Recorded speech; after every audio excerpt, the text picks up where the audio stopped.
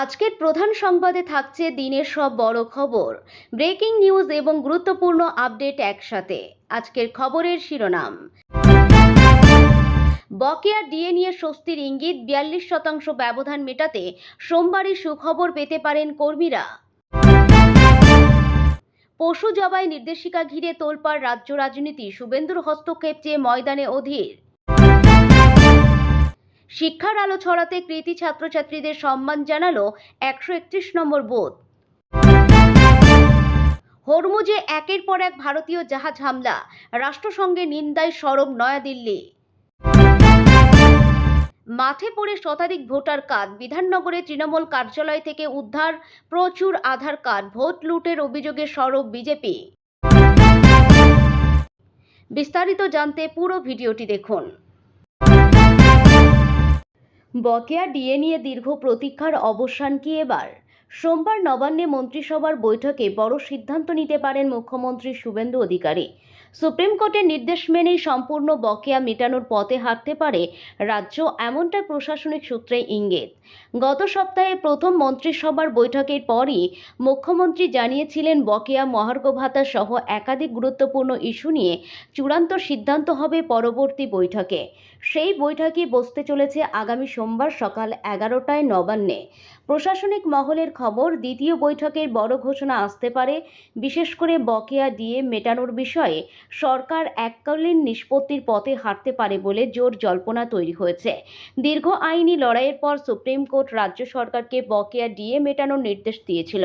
নির্দিষ্ট সময়সীমা বেঁধে দেওয়া হয়, তবে সেই সময়ের মধ্যে আগের সরকার সম্পূর্ণ বকেয়া মেটাতে পারেনি। যদিও 2016 থেকে 2019 সালের একটি অংশের বকেয়া পরিশোধ করা হয়েছিল, কিন্তু 2008 থেকে 2016 পর্যন্ত বিপুল অঙ্কের ডিএ এখনো বাকি রয়ে যায়। এই ইস্যুর রাজনৈতিক প্রভাবও পড়েছিল বলে মনে করছে রাজনৈতিক বিশ্লেষকরা। বিশেষ করে পোস্টাল ব্যালটের ফলাফলে তার প্রতিফলন দেখা গিয়েছিল।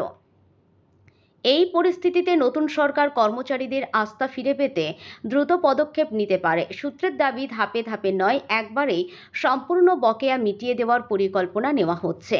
গত 6 মে সুপ্রিম কোর্টে এই মামলার শুনানি ছিল। তার আগেই রাজ্যের তরফে 3 সপ্তাহের সময় চেয়ে আবেদন করা হয়।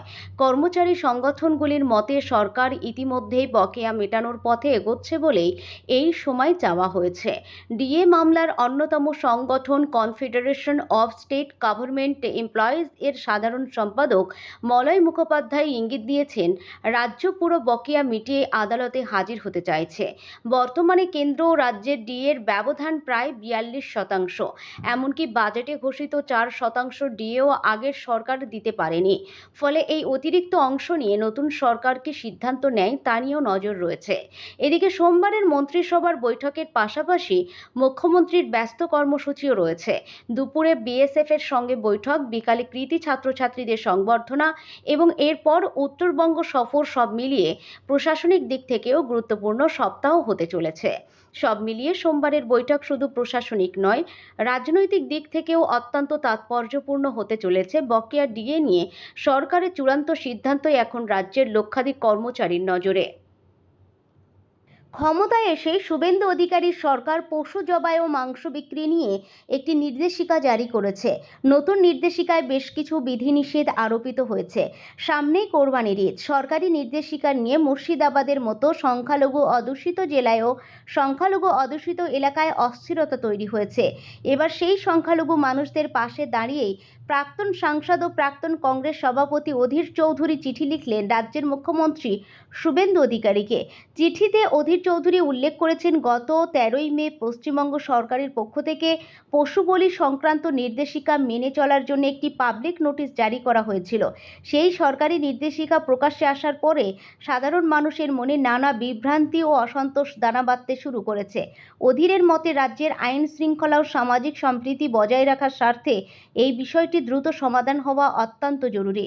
মুখ্যমন্ত্রীকে লেখা চিঠিতে অধীর চৌধুরী স্পষ্ট করে দিয়েছেন, ভারতের অন্যান্য রাজ্যের মতো পশ্চিমবঙ্গ একটি বহু সাংস্কৃতিক ও বৈচিত্র্যময় রাজ্য। এই রাজ্যের বিভিন্ন মানুষ বাস করেন। এই প্রসঙ্গ তুলে অধীর মুর্শিদাবাদ জেলার ভৌগোলিক ও সামাজিক অবস্থার কথা তুলে ধরেন। তিনি বলেন, মুর্শিদাবাদ এমন একটি জেলা যেখানে সংখ্যালঘু সম্প্রদায়ের মানুষই জনসংখ্যার সিংহভাগ। ফলে এই নতুন সরকারি নির্দেশিকা ঘিরে স্বভাবতই ওই সম্প্রদায়ের মানুষের মনে গভীর উদ্বেগ ও আতঙ্কের সৃষ্টি হয়েছে। রাজ্যের সরকার পরিবর্তনের পর এবার শিক্ষা ব্যবস্থাতেও বড়সড় বদলের ইঙ্গিত। পঞ্চম ও অষ্টম শ্রেণীতে ফের পাশ ফেল প্রথা চালু হতে পারে বাংলায়, এমনই জল্পনা ছড়িয়েছে রাজনৈতিক ও শিক্ষা মহলে। শিলিগুড়ির বিধায়ক শঙ্কর ঘোষের সাম্প্রতিক মন্তব্য সেই সম্ভাবনাকেই আরও উস্কে দিয়েছে। কেন্দ্র ইতিমধ্যে শিক্ষার অধিকার আইনে সংশোধন এনে পাশ ফেল প্রথা ফেরানোর সিদ্ধান্ত নিয়েছে। এবার বাংলাতেও সেই নীতি কার্যকর হতে পারে বলেই মনে করছেন অনেকেই। গত বছরের 23শে ডিসেম্বর কেন্দ্রীয় শিক্ষা মন্ত্রক একটি বিজ্ঞপ্তি জারি করে। সেখানে জানানো হয়, পঞ্চম এবং অষ্টম শ্রেণীর পড়ুয়াদের পরীক্ষায় উত্তীর্ণ হওয়া বাধ্যতামূলক করা হবে। দীর্ঘদিন ধরে চালু থাকা নো ডিটেনশন পলিসি বা পাশ ফেলহীন শিক্ষা ব্যবস্থায় পরিবর্তন আনতে এই সিদ্ধান্ত নেয় কেন্দ্র। নতুন নিয়ম অনুযায়ী কোনো পড়ুয়া প্রথমবার পরীক্ষায় উত্তীর্ণ না হলে তাকে দ্বিতীয়বার পরীক্ষার সুযোগ দেওয়া হবে। তারপরও পাশ করতে না পারলে সেই পড়ুয়াকে একই শ্রেণীতে থেকে পুনরায় পড়াশোনা করতে হবে। যদিও বাংলায় এতদিন এই নীতি কার্যকর হয়নি, তবে রাজ্যে রাজনৈতিক পালাবদলের পর এবার সেই নীতি চালু হতে পারে বলে জোর জল্পনা শুরু হয়েছে। মুখ্যমন্ত্রী শুভেন্দু অধিকারীর নির্দেশে রাজ্যে শিক্ষা ব্যবস্থা পুনর্গঠন নিয়ে আলোচনা শুরু করেছে শঙ্কর ঘোষ এবং স্বপন দাশগুপ্ত।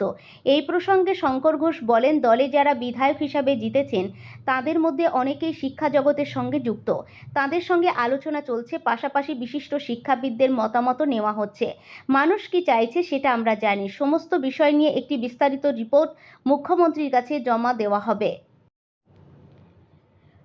গত এক মাসে হরমুজ প্রণালীতে একের পর এক পণ্যবাহী ভারতীয় জাহাজে হামলার ঘটনা ঘটেছে। বিষয়টি নিয়ে এবার রাষ্ট্রপুঞ্জে সরব হল নয়াদিল্লি। ভারত সাফ জানিয়ে দিয়েছে, পশ্চিম এশিয়ার সংঘাতের মধ্যে অসামরিক জাহাজ এবং নিরীহ নাবিকদের ইচ্ছাকৃত লক্ষ্যবস্তুতে পরিণত করা হয়েছে। হরমুজের বুকে এই ধরনের হামলা বরদাস্ত করা হবে না। শুক্রবার রাষ্ট্রসংঘের অর্থনৈতিক ও সামাজিক পরিষদের একটি বিশেষ বৈঠক আয়োজিত হয়েছিল। সেখানে উপস্থিত ছিলেন রাষ্ট্রসংঘে ভারতের স্থায়ী প্রতিনিধি পর্বতের হরেশ। বক্তব্য রাখতে গিয়ে তিনি বলেন, বাণিজ্যিক জাহাজগুলির উপর লাগাতার হামলা বৈশ্বিক জ্বালানি সরবরাহের জন্য বিপদ ডেকে আনছে। একই সঙ্গে রাষ্ট্রসংঘের অন্যান্য দেশগুলিকে আন্তর্জাতিক আইন মেনে চলার প্রয়োজনীয়তাও স্মরণ করিয়ে দিয়েছেন তিনি। তবে গোটা ভাষণে পর্বতনেনি নির্দিষ্ট কোনো দেশের কথা উল্লেখ করেনি। অন্যদিকে রবিবার নিজের এক্স হ্যান্ডেলে একটি পোস্ট করেন পর্বতনেনি। সেখানে ভারতের আগের অবস্থানই পুনর্ব্যক্ত করেছেন তিনি। পাশাপাশি তিনি লেখেন, সংকট মোকাবিলায় আন্তর্জাতিক সহযোগিতার পাশাপাশি স্বল্পমেয়াদী ও কাঠামোগত পদক্ষেপের সমন্বয় অপরিহার্য, তবেই কোনো রফাসূত্র মিলতে পারে।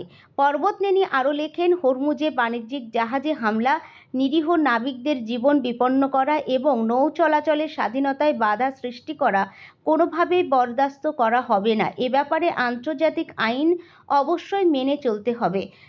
বিধানসভা নির্বাচন শেষ হয়েছে দিন কয়েক আগেই। নির্বাচনী লড়াইয়ের পালাবদল হতেই বীরভূমের কীর্ণাহারে ফাঁকা মাঠের মধ্যে থেকে উদ্ধার হলো শতাধিক ভোটার কার্ড। এ নিয়ে এলাকায় চাঞ্চল্য সৃষ্টি হয়। জানা গেছে, কীর্ণাহার পশ্চিমপাড়ায় কেতুগ্রামের চিনিসপুরে দায়িত্বে থাকা বিএলওর বাড়ির পেছনে ফাঁকা মাঠের মধ্যে ছড়িয়ে ছিটিয়ে পড়ে থাকতে দেখা যায় শতাধিক ভোটার কার্ড। আর যা নিয়ে স্থানীয় বাসিন্দাদের মধ্যে চরম উত্তেজনা সৃষ্টি হয়। স্থানীয়রা কীর্ণাহার থানার পুলিশকে খবর দিলে পুলিশ গিয়ে পরিস্থিতি নিয়ন্ত্রণে আনে এবং ওই কার্ডগুলি উদ্ধার করে নিয়ে যায়। যদিও এ নিয়ে স্থানীয় বাসিন্দা তথা চিনিসপুরের বিএলও হিরণ্যপ্রভা মেটের দাবি, এসআইআর পর্ব শুরু হওয়ার আগে তিনি পূর্ব বর্ধমান জেলার কেতুগ্রামের চিনিসপুরের মল্লিকপাড়ার একটি বুথের বিএলওর দায়িত্ব ছিলেন। আর সেখানে এসআইআর প্রক্রিয়ার সময় সংশোধনের জন্য জমা পড়া ভোটার কার্ডগুলি তার কাছে রাখা ছিল, যদিও সেগুলি তিনি বাতিল বলে দাবি করে ফেলে দিয়েছেন। এই ঘটনাকে কেন্দ্র করে ইতিমধ্যেই পুলিশের তরফে শুরু হয়েছে তদন্ত।